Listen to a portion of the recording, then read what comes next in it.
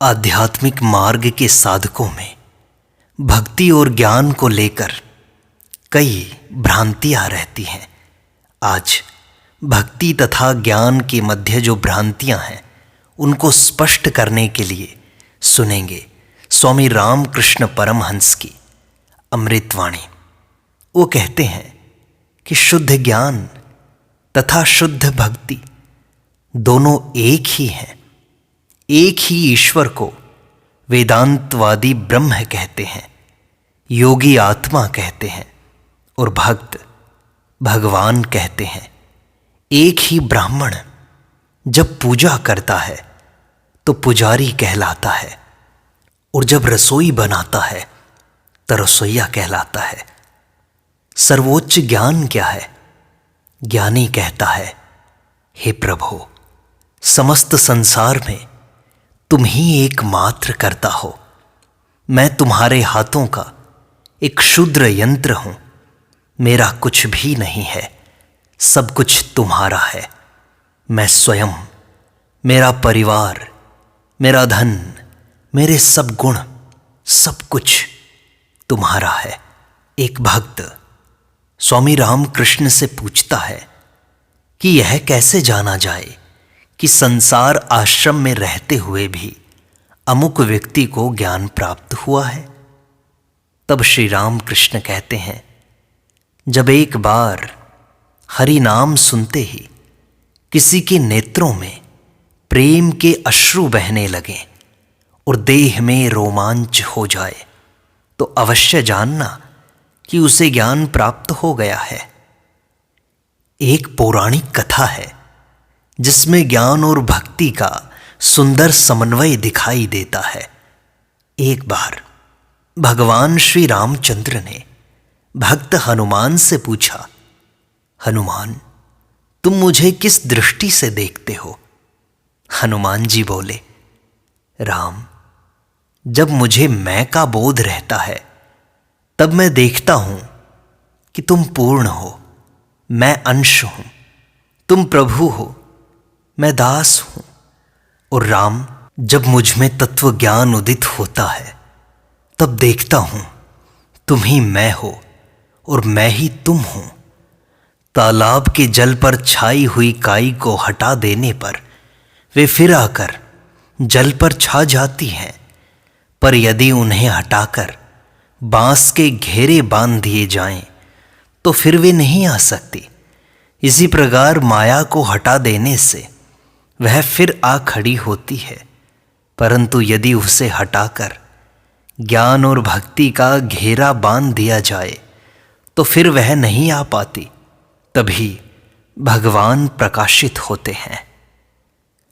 अद्वैत ज्ञान श्रेष्ठ है, परंतु प्रारंभ में ईश्वर की सेव्य सेवक भाव से, उपास्य उपासक भाव से आराधना करनी चाहिए। यह सबसे सहज पथ है। इसी से आगे चलकर सरलता से अद्वैत ज्ञान प्राप्त होता है।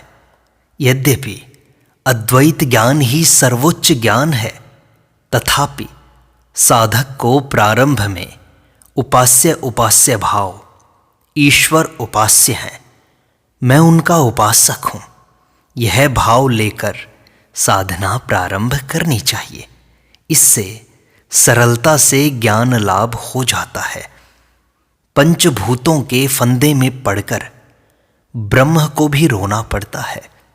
तुम आंख मूंद कर स्वयं को समझाते हुए बार बार कह सकते हो, कांटा नहीं है, कांटा नहीं है, पर ज्यों ही तुम कांटे को हाथ लगाते हो त्यों ही वह तुम्हें चुभ जाता है और तुम दर्द से उफ करके हाथ खींच लेते हो।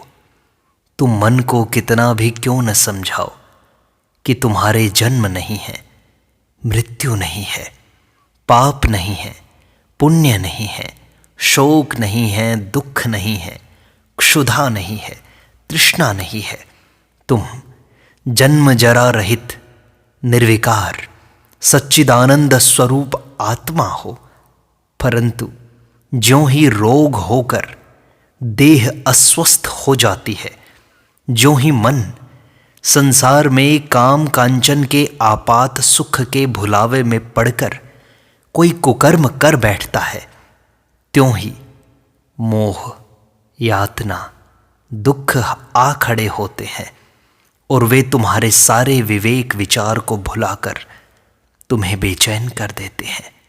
इसलिए यह जान लो कि ईश्वर की कृपा हुए बिना, माया के द्वार छोड़े बिना किसी को आत्मज्ञान नहीं होता, दुख कष्टों का अंत नहीं होता। सुना नहीं, दुर्गा सप्तशती में कहा है, सईशा प्रसन्ना वरदा नृणाम भवति मुक्तये। वह वरदानकारिणी देवी प्रसन्न होकर मनुष्यों को मुक्ति प्रदान करती है। जब तक जगत जननी महामाया पथ के विघ्नों को हटा न दे, तब तक कुछ नहीं हो पाता। ज्यों ही महामाया की कृपा होती है, त्यों ही जीव को ईश्वर के दर्शन होते हैं और वह समस्त दुख कष्टों के हाथ से छुटकारा पा जाता है। नहीं तो लाख विचार करो, कुछ भी नहीं होता। ऐसा कहते हैं कि अजवाइन का एक दाना चावल के 100 दानों को पचा डालता है, पर जब पेट की बीमारी हो जाती है तो 100 अजवाइन के दाने भी एक चावल के दाने को हजम नहीं करा सकते। यह भी ऐसा ही जानना, ज्ञान योगी निर्गुण, निराकार, निर्विशेष ब्रह्म को जानना चाहता है, परंतु इस युग के लिए भक्ति योग ही सहज मार्ग है। भक्ति भाव से ईश्वर की प्रार्थना करनी चाहिए, उनके पूर्ण शरणागत होना चाहिए। भगवान भक्त की रक्षा करते हैं और यदि भक्त चाहे तो भगवान उसे ब्रह्म ज्ञान भी देते हैं। साधारणतः भक्त ईश्वर का सगुण साकार रूप ही देखना चाहता है, परंतु इच्छामय ईश्वर यदि चाहें तो भक्त को सब ऐश्वर्यों का अधिकारी बनाते हैं, भक्ति भी देते हैं और ज्ञान भी। उसे भाव समाधि के रूप दर्शन भी होते हैं और निर्विकल्प समाधि में निर्गुण स्वरूप के दर्शन भी। अगर कोई किसी तरह एक बार कलकत्ता आ पहुंचे तो उसे वहां का प्रसिद्ध किले का मैदान, मॉन्यूमेंट, अजायब घर सभी कुछ दिख सकता है। एक भक्त प्रश्न करता है, क्या भक्त को कभी भगवान के साथ अद्वैत भाव प्राप्त होना संभव है? यदि हो तो किस प्रकार? तब श्री राम कृष्ण कहते हैं, जीव को ईश्वर के साथ अभेद भाव प्राप्त होना संभव है। उस अवस्था में वह सोहम, मैं वही हूं, ऐसा कह सकता है। जैसे घर का बहुत पुराना नौकर परिवार के सदस्यों में ही गिना जाने लगता है और मालिक किसी दिन उसके किसी कार्य को देखकर उस पर अत्यंत प्रसन्न होकर उसका हाथ पकड़कर अपनी गद्दी पर बिठाते हुए सबसे कह देता है कि आज से इसमें और मुझ में कोई अंतर नहीं रहा। यह जो है मैं भी वही हूं। मेरे हुक्म की तरह इसका भी हुक्म तुम सब माना करो। जो इसके हुक्म को नहीं मानेगा उसे सजा मिलेगी। नौकर के लाज से सकुचाने पर भी मालिक जबरदस्ती उसे बिठाता है। जीव का सोहम भाव भी इसी प्रकार का है। बहुत समय तक उसकी सेवा और वंदना से प्रसन्न होकर ईश्वर उसे अपने समान विभूति संपन्न बनाकर अपने आसन पर बैठा लेते हैं। साधारणतया भक्त ब्रह्म ज्ञान नहीं चाहता, वह ईश्वर के साकार रूप के ही दर्शन करना चाहता है। जगत जननी काली या श्री कृष्ण, श्री चैतन्य आदि अवतारों के रूप में ही उससे भाते हैं। वह नहीं चाहता कि समाधि में मैंपन का पूरा नाश हो जाए। इतना मैंपन वह बनाए रखना चाहता है जिसके द्वारा भगवान के साकार रूप के दर्शन का आनंद लूट सके। वह चीनी खाना चाहता है, स्वयं चीनी नहीं बनना चाहता। मेरी मां ने कह दिया कि वही वेदांत का ब्रह्म है, जीव के कच्चे मैं को पूरी तरह नष्ट करके उसे ब्रह्म ज्ञान देने की शक्ति उसी में है। मां की इच्छा हुई तो तुम या तो विचार मार्ग से ब्रह्म ज्ञान का लाभ कर सकते हो या फिर भक्ति मार्ग से उसी ज्ञान को पा सकते हो। भक्ति मार्ग का सार है ज्ञान भक्ति के लिए व्याकुल होकर निरंतर प्रार्थना करना, मां के चरणों में आत्मनिवेदन करना। इस तरह पहले मेरी मां की शरण में आओ, मेरी बात पर विश्वास रखो कि यदि तुम हृदय से पुकारोगे तो मां अवश्य ही तुम्हारी पुकार सुनेगी, तुम्हारी इच्छा पूरी होगी। फिर यदि तुम उसके निर्गुण निराकार स्वरूप का दर्शन करना चाहते हो तो उसी से प्रार्थना करो। सर्वशक्ति स्वरूपिणी जगन माता की कृपा से तुम समाधि में ब्रह्म ज्ञान लाभ कर सकते हो। साधक दो तरह के होते हैं।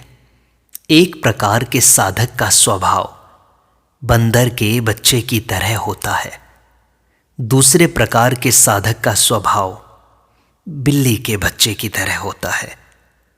बंदर का बच्चा स्वयं अपनी मां को पकड़े हुए उससे लिपटा रहता है, पर बिल्ली का बच्चा स्वयं मां को नहीं पकड़ता।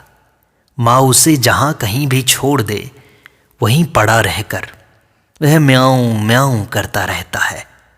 बंदर का बच्चा खुद अपनी मां को पकड़े रहता है, इसलिए अगर कभी उसका हाथ छूट जाए तो वह गिर पड़ता है और उसे चोट पहुंचती है।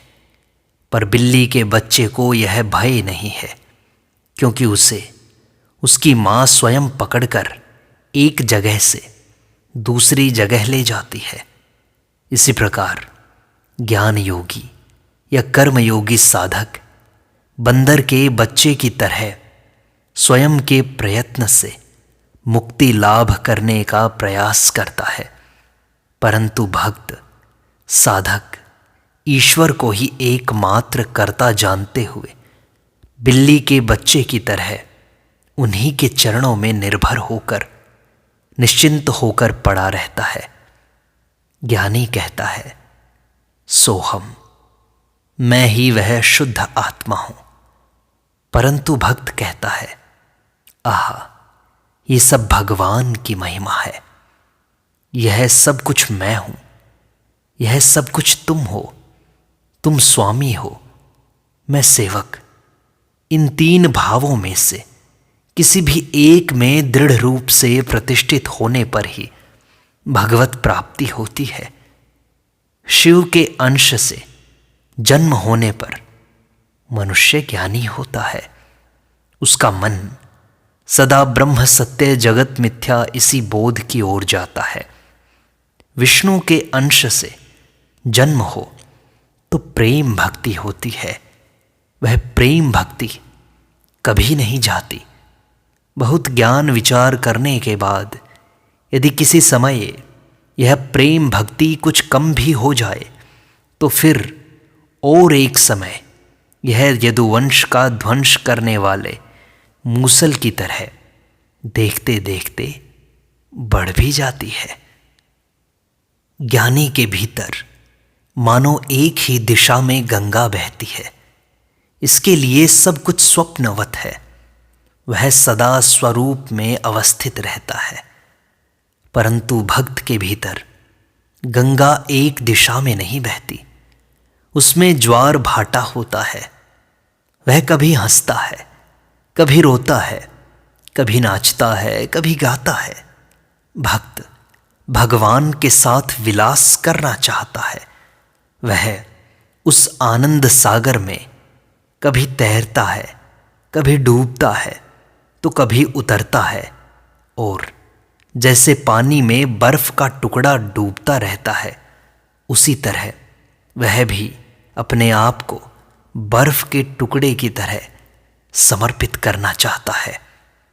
पुराणों के मत के अनुसार भक्त एक है और भगवान एक। मैं एक और तुम एक। देह मानो एक घट है। इस देह रूपी घट में मन बुद्धि अहंकार रूपी जल रखा है। ब्रह्म मानो सूर्य स्वरूप है। वह इस जल में प्रतिबिंबित हो रहा है। इसी से भक्त विविध ईश्वरीय रूपों के दर्शन करता है। वेदांत के मत के अनुसार ब्रह्म ही वस्तु है और सब माया स्वप्नवत अवस्तु है। सच्चिदानंद सागर पर मानो अहंकार रूपी लाठी पड़ी हुई है। यदि उस अहंकार रूपी लाठी को उठा लिया जाए तो एक अविभक्त समुद्र रह जाता है, पर उस लाठी के रहते समुद्र के दो भाग दिखाई देने लगते हैं। लाठी के इस ओर एक और दूसरी ओर दूसरा। ब्रह्म ज्ञान होने से मनुष्य समाधिस्थ हो जाता है और उसका यह अहम सदा के लिए मिट जाता है। वेदांत मत के अनुसार जागृत अवस्था भी मिथ्या है। नारद आदि आचार्य ज्ञान लाभ करने के बाद भी लोक कल्याण के लिए भक्ति लेकर रहते हैं। श्री राम कृष्ण कहते हैं, भक्ति चंद्र है और ज्ञान सूर्य। सुना है एकदम उत्तर में और दक्षिण में समुद्र है। वहाँ इतनी ठंड है कि जगह जगह पानी जमकर बर्फ की चट्टानें बन जाती हैं। उन पर से जहाज चल नहीं पाते, वहाँ जाकर अटक जाते हैं। एक भक्त श्री राम कृष्ण से पूछते हैं, क्या भक्ति पथ में मनुष्य अटक जाता है? तब श्री राम कृष्ण कहते हैं, हाँ अटक जाता है, पर उससे हानि नहीं होती। कारण उस सच्चिदानंद सागर का ही जल जमकर बर्फ बना है। यदि तुम और भी विचार करना चाहो, यदि ब्रह्म सत्य जगत मिथ्या यह विचार करो, तो उसमें भी नुकसान नहीं है। ज्ञान के सूर्य के प्रभाव से बर्फ पिघल जाती है और केवल सच्चिदानंद सागर रह जाता है। ज्ञान मानो पुरुष है और भक्ति नारी। ज्ञान भगवान के बैठक खाने तक जा सकता है, परंतु भक्ति उनके अंतःपुर में प्रवेश कर सकती है। एक बार एक ज्ञानी और एक भक्त साधक किसी वन में से होकर गुजर रहे थे।